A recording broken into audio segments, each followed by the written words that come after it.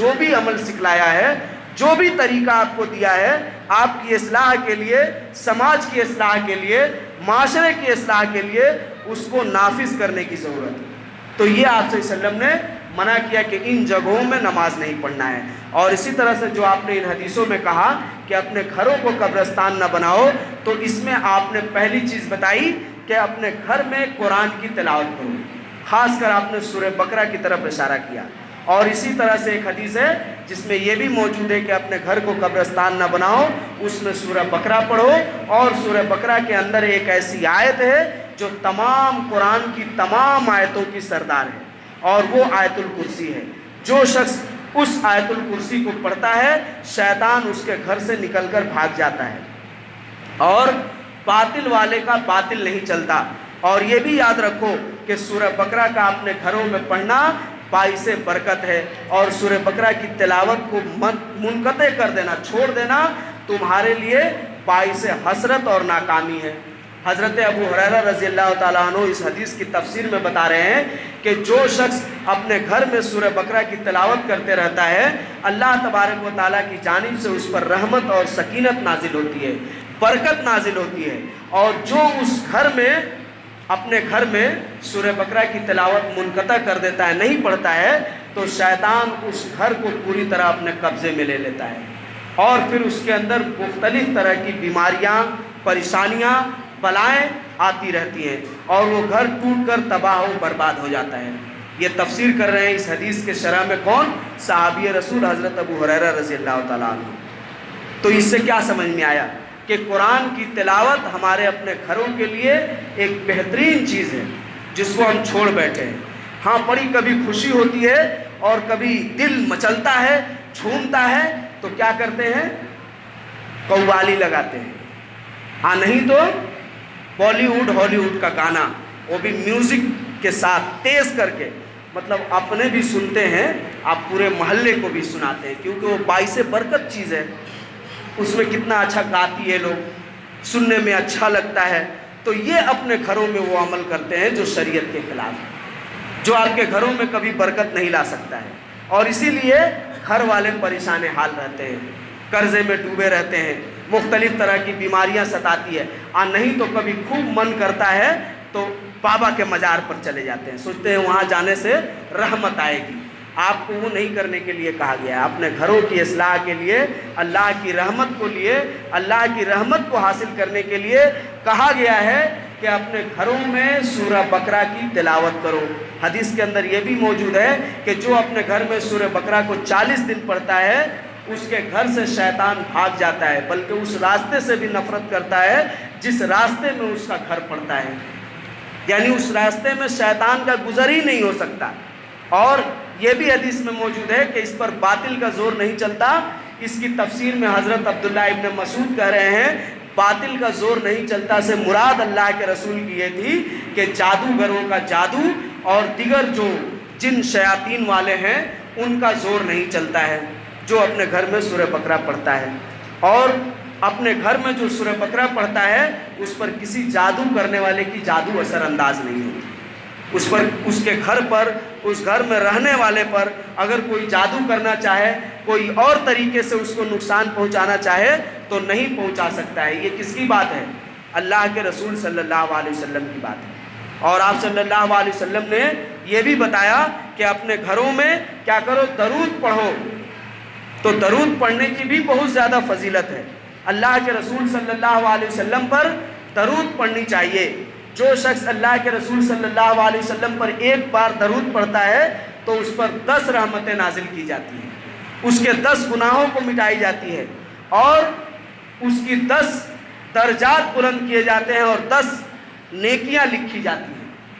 اسی طرح حدیث کے اندر موجود ہے کہ نبی پر درود اور سلام پڑھو، جب بھی اپنے گھر میں داخل ہو تو سلام کر کے داخل ہو، گرچہ گھر میں کوئی ہو یا نہ ہو، اور درود پڑھ کے داخل ہو۔ اس سے گھر کی رحمت اور برکت بنی رہتی ہے۔ سلام علی نوح فی العالمین لکھنے سے نہیں بنتی ہے، کیوں؟ اس لیے کہ ہم جو بتا رہے ہیں کہ اپنے گھر پر لکھ دیجئے سلام علی نوح فی العالمین، لکھ دینے سے گھر تمام چیزوں سے بچی رہتی ہے۔ وہ ہم کہہ رہے ہیں، کون کہہ رہا ہے؟ ہم کہہ رہے ہیں۔ اور ہماری بات کی کوئی گارنٹی ہے؟ ہم کیا ہے، اللہ ہے کہ اللہ کے رسول ہے؟ کون ہے؟ اور اللہ کے رسول کہہ رہے ہیں کہ تم اپنے گھر کی گارنٹی چاہتے ہو، سلامتی چاہتے ہو، اور ساتھ ساتھ گھر والوں کی بھی، تو کیا کرو، جب بھی اپنے گھر سے باہر نکلو اور داخل ہو تو بسم اللہ کرو، اور ساتھ ہی سلام کر کے نکلو اور سلام کر کے داخل ہو، اور کوئی ہو چاہے نہ ہو، اور مجھ پر درود بھی پڑھتے رہو۔ تو یہ ہے اللہ کے رسول کا عمل، جس سے ہمارا گھر اور گھر والے محفوظ رہیں گے۔ نوح فی العالمین لکھنے سے نہیں کچھ ہونے والا ہے۔ بات سمجھ میں آئی کہ نہیں؟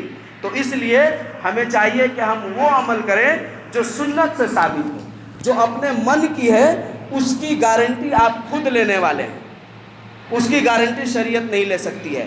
اور جو کہا گیا کہ قبرستان نہ بناؤ، اس میں نفل نماز بھی پڑھنی چاہیے۔ اللہ کے رسول نے کہا تم لوگ اپنی بعض نمازوں کو اپنے گھروں میں پڑھا کرو اور اسے قبرستان نہ بناؤ۔ تو نفل نمازوں کا کچھ حصہ اپنے گھروں میں بھی پڑھنا چاہیے۔ لوگ مسجد کو ہی سمجھ لیتے ہیں، تو ایسا نہیں ہے۔ مسجد فرض نماز کے لیے بنائی گئی ہے، ایسا نہیں ہے کہ اس میں نفل نماز پڑھنا حرام ہے۔ لیکن اللہ کے رسول نے کہا کہ تمہارے فرض نماز کہاں افضل ہے؟ تمہارا فرض نماز مسجد میں افضل ہے، اور تمہاری نفل نماز تمہارے گھر میں افضل ہے۔ مطلب کیا ہوا کہ فرض نمازوں کی ادائیگی کے لیے آپ مسجد کی پابندی کریں، اور نفل نمازوں کی ادائیگی کے لیے آپ گھر کا رخ کریں، اپنے گھروں میں پڑھیں، اس سے برکت آئے گی۔ یہ الگ بات ہے کہ کوئی مسئلہ ہے، کوئی پریشانی ہے، کوئی مجبوری ہے، تو آپ نفل فرض دونوں ہی گھر میں پڑھ لیے، یا نفل فرض دونوں ہی مسجد میں پڑھ لیے، یہ پریشانی کے وقت کی بات الگ ہے۔ لیکن بغیر پریشانی کے آپ کو اسی طریقے سے عمل کرنا چاہیے، اسی طریقے سے عمل کرنا چاہیے کہ اپنے فرض نماز کو گھر میں پڑھیں، مسجد میں پڑھیں، اور نفل نماز کو گھر میں ادا کریں۔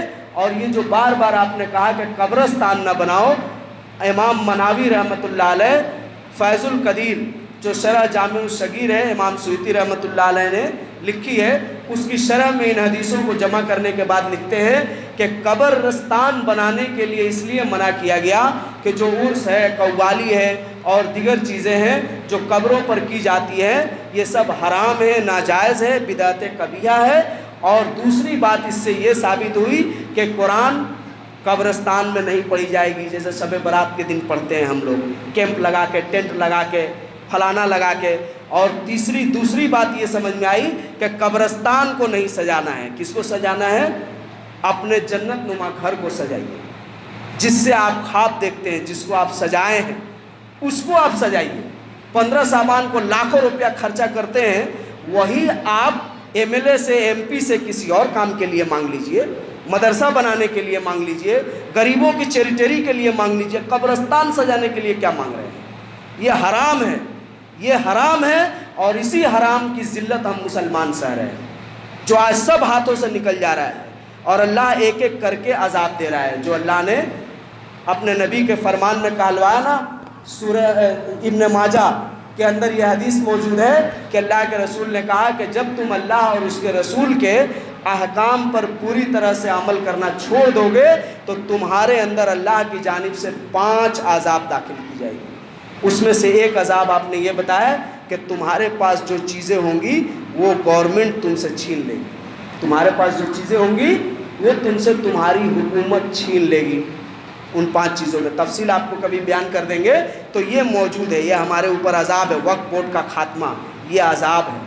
اس لیے عذاب ہے کہ ہم نے کبھی بھی وقف بورڈ سے وہ کام نہیں کیا جس کے لیے ہمارے آبا و اجداد نے وقف بورڈ کیا تھا، وقف کیا تھا، للہ فی اللہ کیا تھا، اللہ کے راستے میں دیا تھا، ہم نے اس کو ہمیشہ غیر اللہ کے راستے میں خرچ کیا، تو عذاب کی صورت آئی۔ ووٹ دینے سے کہا ہو جاتا ہے، ووٹ دینے سے کہا آپ حکومت ہے کہ مودی ہے، کیا کر لیجئے گا آپ سے کچھ نہیں ہونے والا، آپ پر وہ عذاب داخل کر دیا اللہ نے جو اللہ نے وعدہ کیا۔ اللہ ابھی اپنے وعدے میں کبھی بھی جھوٹا نہیں ہے۔ تو میرے محترم سامعین، اپنے گھروں کی اصلاح کیجیے، اپنے گھروں کو قبرستان نہ بنائیے۔ قبرستان میں یہ ساری چیزیں نہیں ہوتی ہیں، قبرستان عبرت کے لیے ہے، درس عبرت، اس کو سجا دیجئے گا، کنبہ بنا دیجئے گا، پھول لگا دیجئے گا، تو وہاں درس عبرت آپ کو کیا ملے گا؟ وہاں کیا درس عبرت ملے گا؟ اور جب اسی طرح رہے گا تو آپ کو درس ملے گا کہ دیکھو کل ہم اسی کھنڈر میں آنے والے ہیں، دیکھو ایسی جگہ آنے والے ہیں جہاں کوئی پرسان حال نہیں، اس کو شہر خموسہ کہا گیا۔ تو اپنے گھر کو قبرستان نہ بنائیے، مردوں کی جگہ نہ بنائیے، زندہ رہیے۔ اور دوسرا معنی یہ بھی لیا گیا ہے کہ مردوں پر نماز نہیں ہے، اس لیے آپ لوگ زندہ ہیں نا تو نماز پڑھیے۔ مردوں پر قرآن کی تلاوت نہیں ہے، اس لیے آپ لوگ قرآن کی تلاوت کیجئے۔ مردوں پر نبی پر درود پڑھنا واجب نہیں ہے، اس لیے آپ لوگ درود پڑھیے اور نفل نمازوں کی پابندی کیجئے۔ اس طرح آپ کا گھر خیر و برکت والا بنے گا۔ اور بھی باتیں ہیں انشاءاللہ آئندہ جمعہ آپ کے سامنے آئیں گی کہ اللہ کے رسول صلی اللہ علیہ وسلم نے ہمیں کس کس طریقے سے اپنے گھر کی اصلاح، اپنے آپ کی اصلاح کرنے کا حکم دیا ہے، اور کس طرح سے ہمیں اللہ کے قریب ہونے کا حکم دیا گیا ہے۔ آخر میں اللہ سے دعا ہے کہ اللہ ہم سب کو نیک عمل کرنے کی توفیق عطا فرمائے، ہمارے ایمان اور اعمال کی اصلاح فرمائے، ہمیں اپنے آپ کی اور اپنے گھروں کی اور اپنے بال بچوں کی حفاظت اور اصلاح کرنے کی توفیق عطا فرما۔